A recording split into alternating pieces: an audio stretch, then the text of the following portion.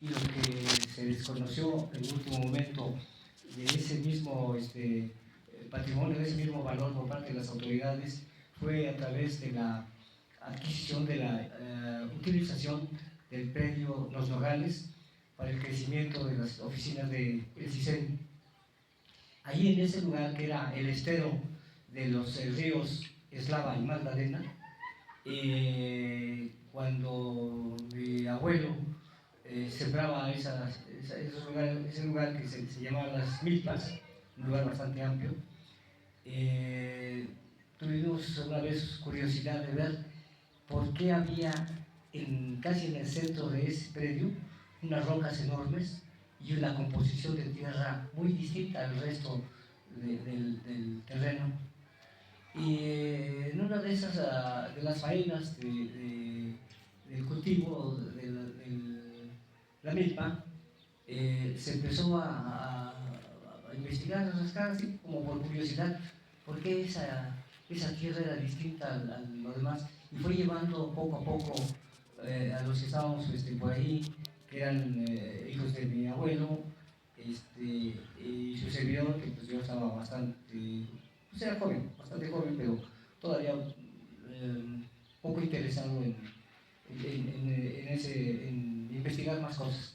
El asunto es que se logró abrir ese lugar y se encontró una fosa en donde había una osamenta de características poco normales por su dimensión, por sus características, largo y tiempo de conservación. Pero estaba asistida por varias muestras, entre otras ídolos y emblemas o símbolos como una, ¿cómo se dice? ¿Cómo se dice? Cuando una ofrenda a ese personaje que nunca supimos, porque no tuvimos respuesta de las autoridades de Lina oportunamente de que se investigara, dado que cuando se hizo la denuncia formalmente para allá, después de que, me salto un poco, después de que hicimos ese hallazgo, sacamos algunas cosas y entonces llegó mi abuelo y nos obligó a devolver las cosas y a enterrar la osamenta y a dejar el espacio como si nada hubiera pasado. Era una creencia y mi abuelo era respetable y todos obedecimos esa orden y nos quedamos con algunas cosas que pudimos rescatar y con la idea de que, pues, ¿qué pasaría allí? ¿Por qué estaría ahí esa tumba? Me interesó mucho la invitación de Nacho y quise venir a exponer porque pues, sería la segunda ocasión que tuviera la oportunidad de hacer presencia de este material y darle su tratamiento correspondiente.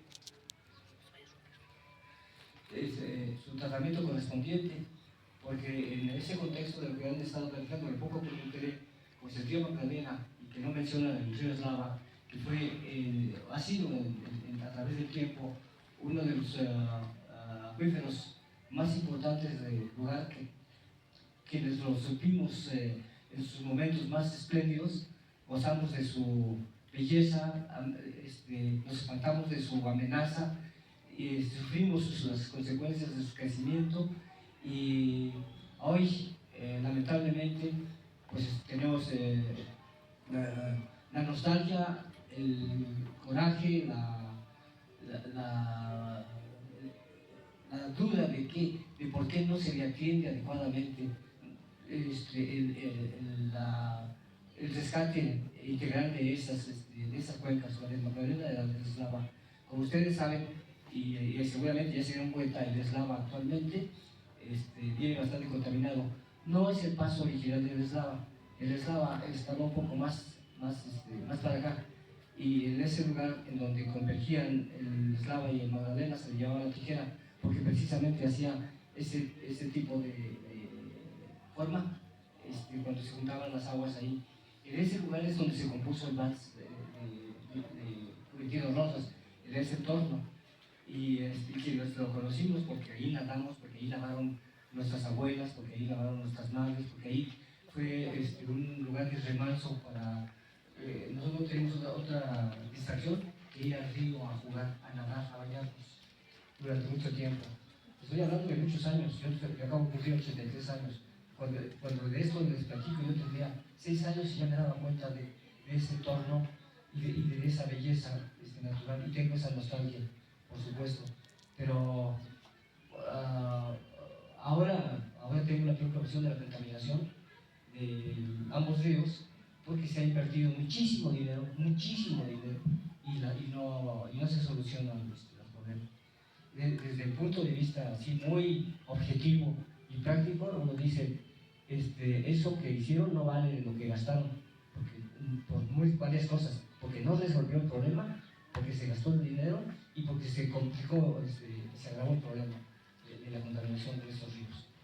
En ese contexto, hice un documento, para entonces era el director de Lina, un doctor de antropólogo de apellido Duario, que tuve contacto con él, visitándolo y explicándole qué es lo que estaba pasando. Mandó un propio para hacer una inspección cuando recién había adquirido el CISEN la compra de el remate de ese predio, y todavía pudimos entrar, y todavía el propio que vino de Lima, que hizo, donde le señalamos que pues, había cosas que veíamos con mucha naturalidad, con frecuencia, hizo un muestreo, dio en ese momento fe de que valía la pena su estudio, y pasaron unos días esperando que tuviéramos respuesta. No tuvimos respuesta, y cuando fuimos a adquirirlos otra vez, a que investigaran, porque empezaban a hacer ya el desplazamiento de maquinaria para tomar posesión de ese predio por parte de la empresa que fue contratada para hacer el rescate, la barra perimetral de ese lugar. En pocos días hizo el capeado de toda la periferia del terreno, y ya no permitió acceso ninguno. Algo que nos conmovió más y nos inquietó bastante es que en el desarrollo de esas prácticas una máquina se hundió en una fosa que nunca habíamos visto, que las yuntas o los materiales que se movían ahí cuando se labraban esas tierras, hubiera fallas de esa naturaleza, y nos quedamos con esa duda: ¿qué fue lo que pasó? ¿Qué había en ese lugar en donde ese transporte se cayó en ese espacio del terreno? ¿Qué fue lo que pasó? Y nos cerraron la puerta totalmente. El personaje que había venido a ver esta inspección fue comisionado a otra actividad, a otra acción en el norte del país. El doctor López Laudio ya no nos contestó, y entonces pues hubo injerencia de gobierno para decir: ahí no se metan, es nuestro, es otra cosa. La historia no les interesó ese asunto, pero nosotros, con lo que tenemos, con lo poco que tenemos, sí nos interesaría una investigación, saber por lo menos qué acercamiento es ese personaje, por qué se le brindaron esas muestras de reconocimiento. Aquí los traigo, algunas de ellas. Somos varias personas que tenemos varias muestras. Yo tengo muy pocas, otras personas tienen más, y algunas ya han fallecido, y pues no sabemos dónde quedó parte de ese material. No fue popular, fue parte de la familia que tuvimos acceso a ese lugar, y con la instrucción del abuelo decir: aquí no pasó nada, pues con lo que nos quedamos. Pero por la inquietud, aquí se les planteo, y quiero que tomen muestras fotos de estas muestras que traigo, para que en conjunto le demos seguimiento y podamos investigar quién fue ese personaje, o por qué ese asentamiento ahí, qué importancia tuvo ese lugar para que haya habido una distinción para ese personaje, porque finalmente no fue cualquier sepulcro, ¿no? Cualquier entierro. Por el momento eso es lo que puedo decir. Muchas gracias. Muchas gracias, señor Danis. ¿Hay alguna respuesta para el señor Danis? Muchas gracias por este testimonio. No sé si tuvo el tiempo de llegar a la primera ponencia.